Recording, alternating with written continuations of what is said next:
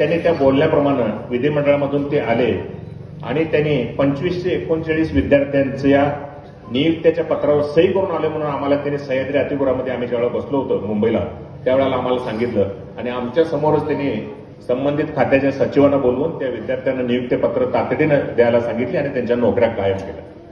हे 2539 एक उदाहरण होतं ज्यामध्ये मुख्यमंत्र्यांच्यावर कंटेम्प्ट ऑफ कोर्ट होऊ शकत होतं. तर मुख्यमंत्री म्हणले मी एकदा तुम्हाला शब्द दिलाय मराठा समाजाच्या शब्द याच्या कामासाठी मी माझ्यावर कंटेम्प्ट झालं तर घाबरणार नाही. अशा पद्धतीने 2539 चांगल्या प्रकारच्या पोस्ट होत्या त्याच्यावर ही मुलं आज नोकरीला लागली. याच्याबरोबर मराठा भवनचा भाऊ प्रश्न आहे. तुम्ही मराठा भवनचा तर प्रश्न आता मिरजेमध्ये म्हणजे सांगलीसाठी जे तुम्ही सोडवलेलं आहे मिरजेमध्ये काहीतरी 55 लाखाचं तुम्ही उभा केलेलं आहे, म्हैसाळमध्ये बांधलेलंच आहे.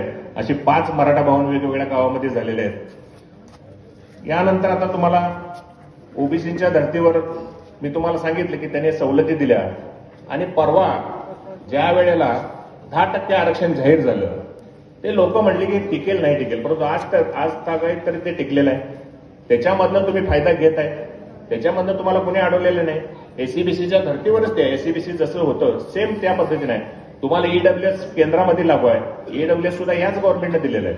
आणि आता जे चालू आहे या आरक्षणात सुद्धा कोणत्याही परिस्थितीत शासन आपल्याला शब्द दिलेला आहे की आरक्षणाचा प्रश्न आम्ही सोडवू, परंतु कोणत्याही जाती धर्माला कुठल्या घटकाला दुखावून अशा पद्धतीचं आरक्षण आम्हालाही त्या गोष्टी नको होत्या.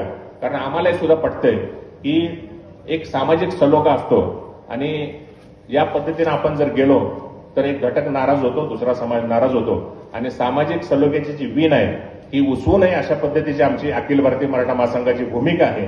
कारण आपण जे बोलतो त्या पद्धतीने कधी घडत नाही की बाबा ही मराठ्यांची वस्ती आहे, ही लिंगायत लोकांची वस्ती आहे, ही दलितांची आहे, मुस्लिमांची आहे. शेताला शेत, बांधाला बांध, घराला घर लागून असतं. कित्येक पिढ्यानपिढ्या आपल्याला एकत्र राहायचं असतं आणि ही सामाजिक सलोख्याची वीण उसवू नये ही अखिल भारतीय मराठा महासंघाची भावना आहे. म्हणून जो पक्ष ही अशा पद्धतीची सामाजिक सलोख्याची वीण उसवू देत नाही किंवा त्याला पाठिंबा देतो याच लोकांच्या पाठीमागे राहायचं आम्ही ठरवलं आणि हा निर्णय घेतला. आणि म्हणून आम्ही आज या भाजपच्या व्यासपीठावर भाजपची भूमिका आणि आमची भूमिका मांडण्यासाठी आम्ही या ठिकाणी मित्रांनो